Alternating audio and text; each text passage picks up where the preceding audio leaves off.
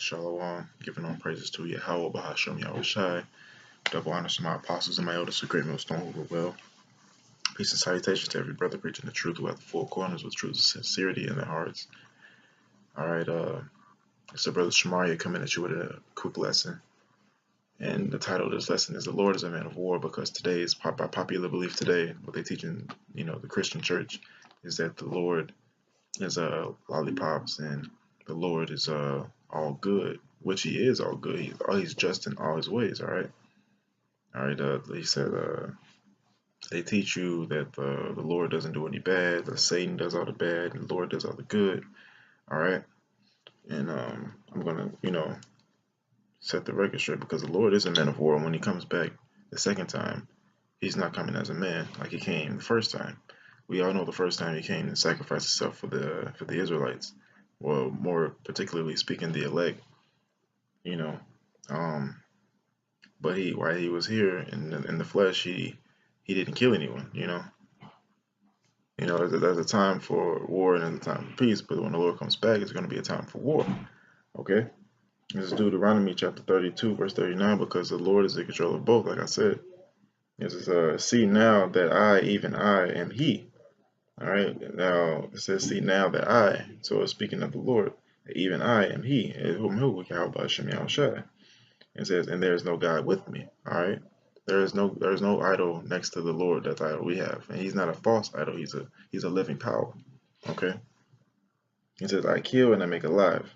All right. Now let's stop right there. He kills and He makes alive. Now when He walked the earth as in His flesh, He didn't kill any man because of why He had to set the example for the prophets to come.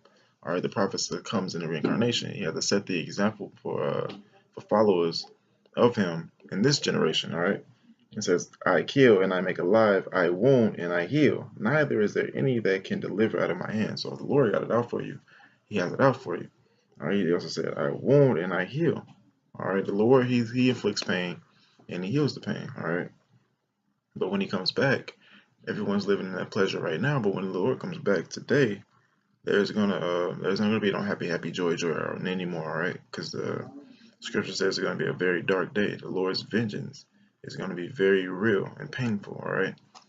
I'm just going to get a couple of scriptures to prove that, because why? The Lord is a man of war, all right? And Yahweh Bahashem Yahweh Shai is His name. This is Exodus chapter 14.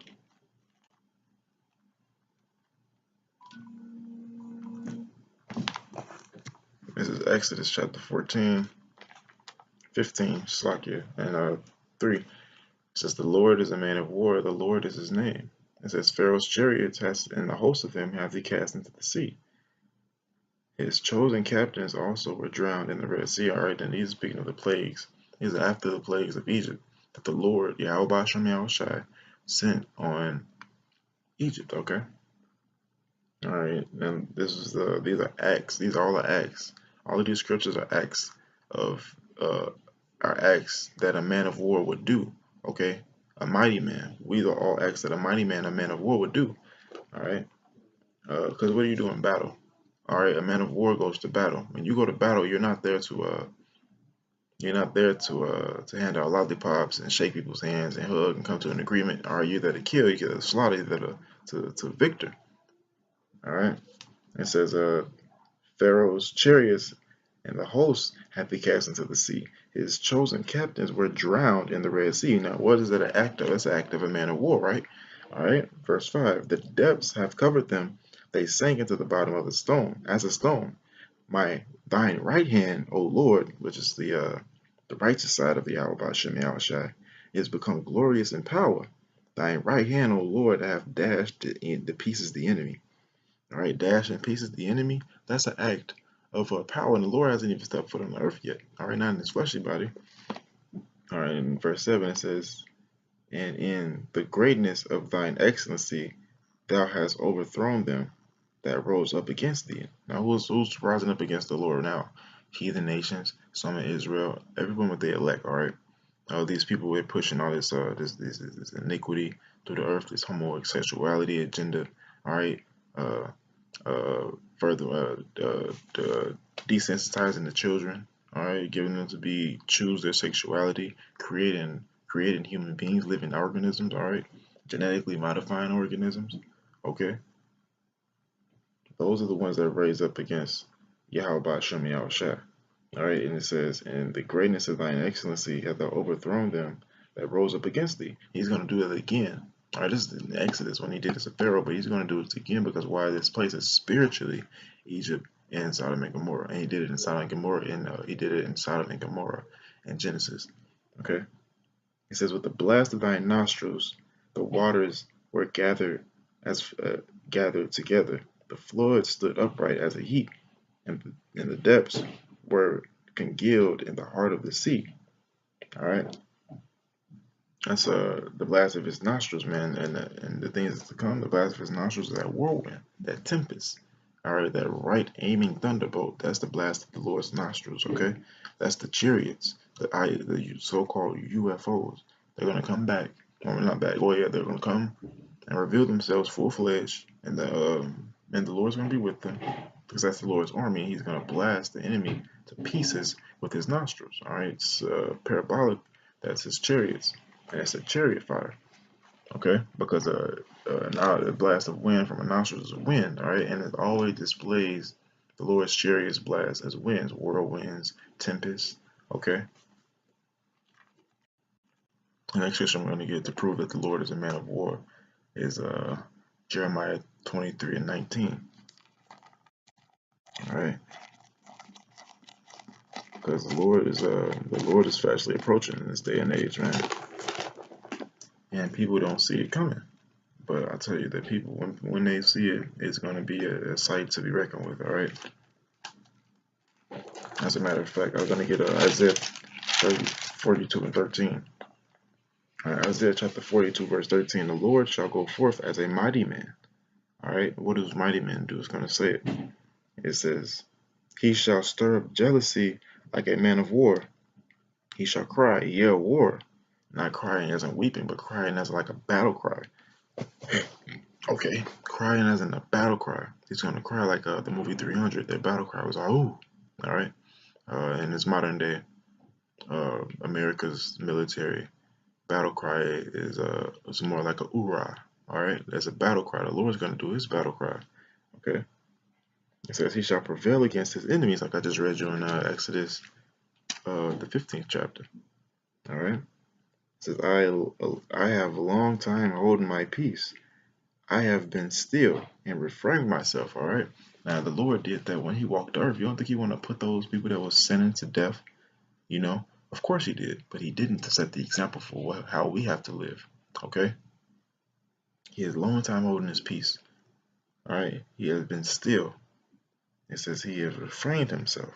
Now will I cry like a travailing woman. He will do that battle cry as he's slaughtering these people, okay? I will destroy and devour at once.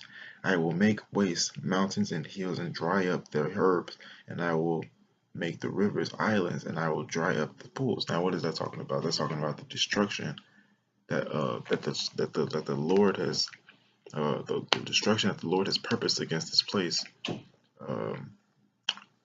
By the ICBM missiles, all right? Nuclear, ICBM, nuclear, I as in intercontinental, all right? Intercontinental is ICBM is a ballistic missile, so ICBM missiles, all right, that are going to be shot from mainly Russia, Iran, China, North Korea, okay? All right, now that was just another example of how the Lord is a man of war, all right? There's one more, is Isaiah 42:15. Isaiah, I just got that one. Jeremiah 33:19. Excuse me. 30:23.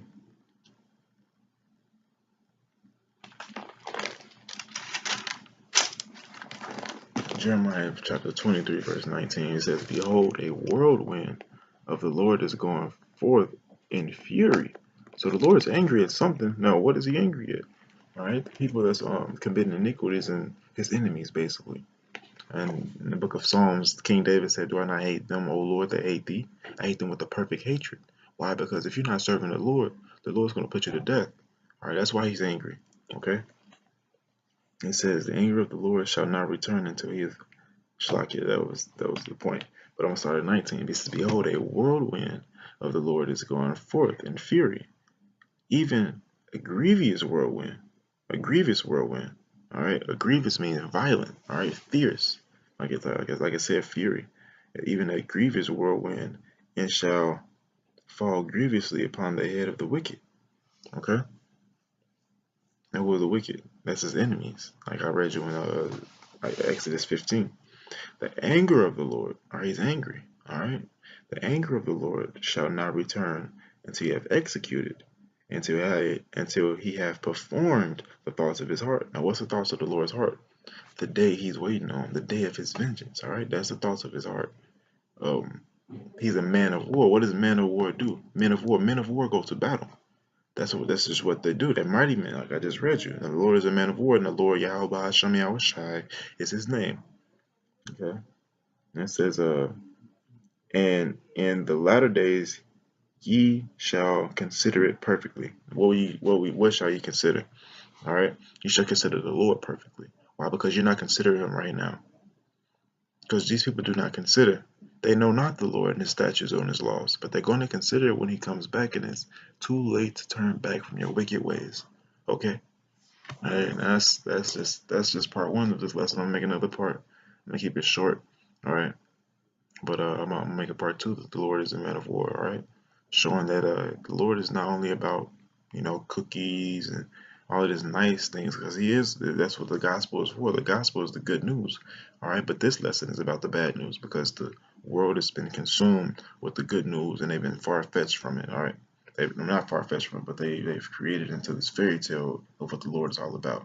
Okay, and GMS will come and set the record straight. All right, coming and preaching the true doctrine of Yahweh Shem Yahweh Shai. All right, with that, until next time, I'm going to say Shalom.